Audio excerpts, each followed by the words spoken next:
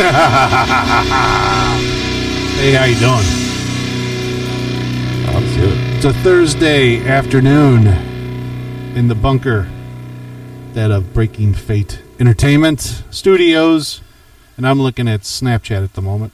Ooh. Yeah. Well, we didn't have that when we were doing radio before. No, we didn't. Everything was on computer. It was MySpace and nothing more. We talked to everybody on Yahoo Messenger. Yep. That was... I kind of missed that in some ways. I do. Actually, it's still around, but nobody uses it anymore because it got Facebook. Is it still around? I thought they discontinued I still have it. Yeah. Really? Wow. I still We might have have to make that a thing again, because that was a lot of fun interacting with people. Of course, we do have this chat room, but you and I chat are in. rooms. Well, they had chat rooms on the other station I was at and all that, but rarely people were on it. They just went to Yahoo, as simple as that. Yeah, to talk to us directly. Yeah. So the other idea was, and let's focus a little bit more on what the show was actually originally intended to be, which is just a music show. And, I was telling everybody to tune in, and if you like what you hear, just send us your music. Let us know what you want us to play and all that. And if you're a metal band, definitely want to help you promote. And in this day and age where everybody has to promote anyway, it's all DIY. Yes. There's no record company out there that's gonna fucking bust their ass anymore. They don't do that anymore. They don't drop budgets. They're basically there to distribute and rip you off your money that you've worked so hard to fucking build in the audience. Hello to Tom McNicholas listening. His first person to chat with us. Tom McNicholas? That's the one. McNicholas? All right, Tom. And so my whole idea was to get everybody and their music played, and made a lot of friends along the way. And it was actually intended for local bands, and a lot of the local bands flaked out on me, which is typical of Illinois bands to begin with. So I said, fuck it, I'll just go around the world. And I got a lot of bands from all over the fucking place. And then when they come through town, they actually stop, because they're obviously putting in that effort. Yep, they sure did. And they knew where, they were very grateful, and I was grateful for them for giving me some of the best music that I heard that was unsigned for the longest time and all that. And that's one of the big things that I missed when I quit doing my show, was just access to these great artists. Yeah, discovering the stuff you hadn't heard. It's pretty amazing. And I was a bit miffed too, because I was in contact with two bands that right now are pretty well known. And at the time when I contacted them, we were communicating or not communicating and whatnot. They were nobodies. And I would have loved to have had a hand in getting them, promoted. And they're doing okay by themselves. They didn't really need me, but, I would have liked to have had a hand in it. So I'm not going to mention names because I don't want to get sued. But fuck you people. So that was the intent. So if you go to the contact page, like I said, on Facebook and all the other social media crap that you need to get a hold of us, then by all means do so. And remember, everything is under Breaking Fate Radio.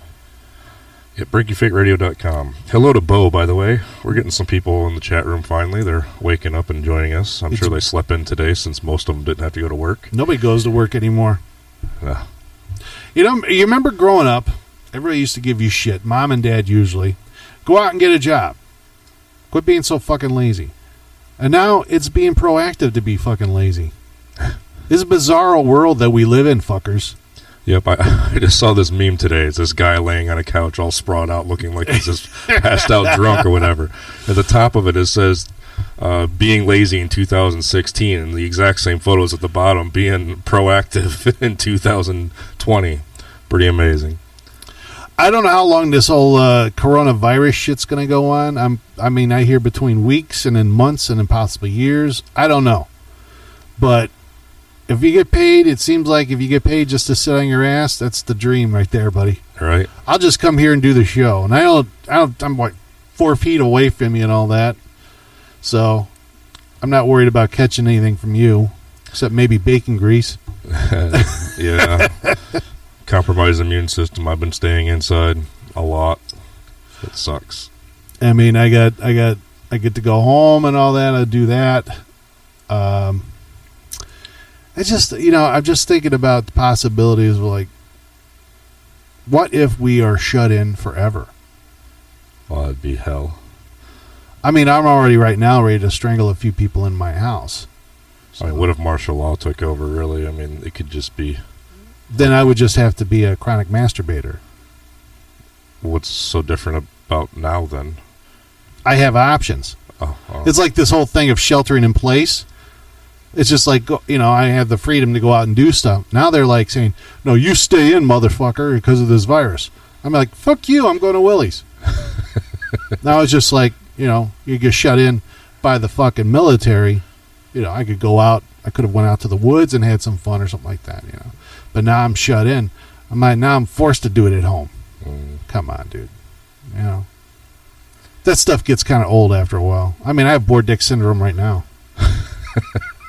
It's like I go off. All right, I'm done. It's like, oh, it's you. And if you're going to tune into the Wolf's Den, you're going to hear a lot more humor just like that. So if you're easily offended, I would suggest not to tune in. Tom McNicholas says he's masturbating in place. way to be proactive and considerate, Tom. I would gather it'd be like during the show, right? You sick Irish sitting there bastard. listening to us at the same time. Ay. We should have him on. But we've had actually girls masturbate on my show. Yeah, a couple broads. And flaming vodka, as I recall. Yeah, remember Shelley? I was telling you about her. She masturbated on our show. She did the alphabet while she masturbated. She shot flaming vodka out of her snatch. Caught the bathroom floor on fire. All this past 10 p.m. Yep. Yeah, she masturbated and and farted on the live on the air. I had another girl too. She just went and go fucking A, and that was it. So we got plenty of that. We're gonna have a lot of. I'm a fan of Howard Stern, all due respect and all that, and we're just gonna let loose, man. Just gonna take a little bit of magic from that and put it on our show as we go along. And why is my phone talking to me? I don't know. Oh my God! It's also how we met. The Wolf's Den. I thought you meant in a bar. I came in to do a ghost hunt at the station, as I recall. And you were, basically, there's a live broadcast happening during that whole thing, too. We're discussing everything going on in between music breaks. I remember talking to you, and this is how basically how the conversation went. We weren't on the air, by the way. He just called in, and, hey, what's up, man? Like, okay, yeah, what do you want to go do? It's like, all right, you want to come down next week? All right, I guess I'll talk to you later. Hung up the phone. That was about it until about the next week.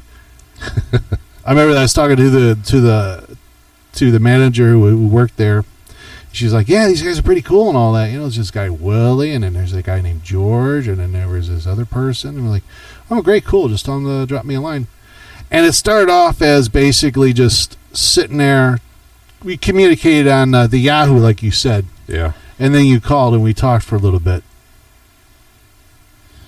So, and it was just like, if you has ever heard Willie in a regular conversation, not over the microphone, but very different. Very different, he's very low and monotone. He sounds maybe the most saddest, horniest guy in the world.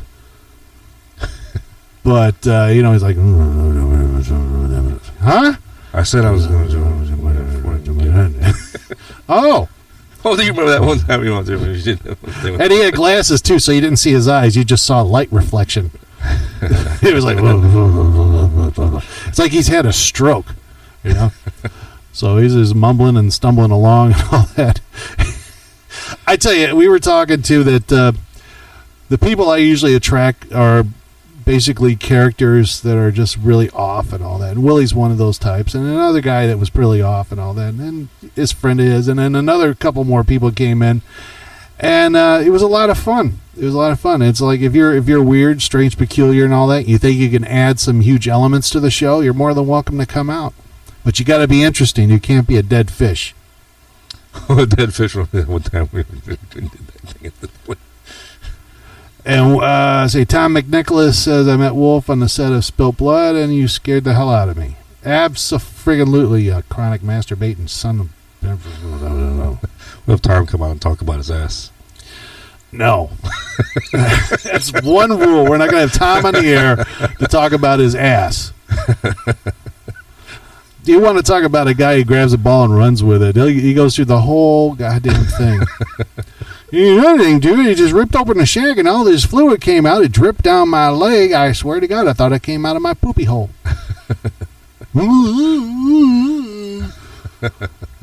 So, all right, we're going to play one more song and wrap things up right here on the Improv Show. Currently constructing a new empire of entertainment for you for the Wolf's Den in the near future, so stay tuned for that. Anyway, we're going to play a song. Why don't you play I Am the Night? No. Better yet. Yeah, play I Am the Night. Or did you already play that? I think I played that one. Oh, you fucking shit. Do the other one. Damn From Within. All right. Thanks, guys. Listen to that badass bass player.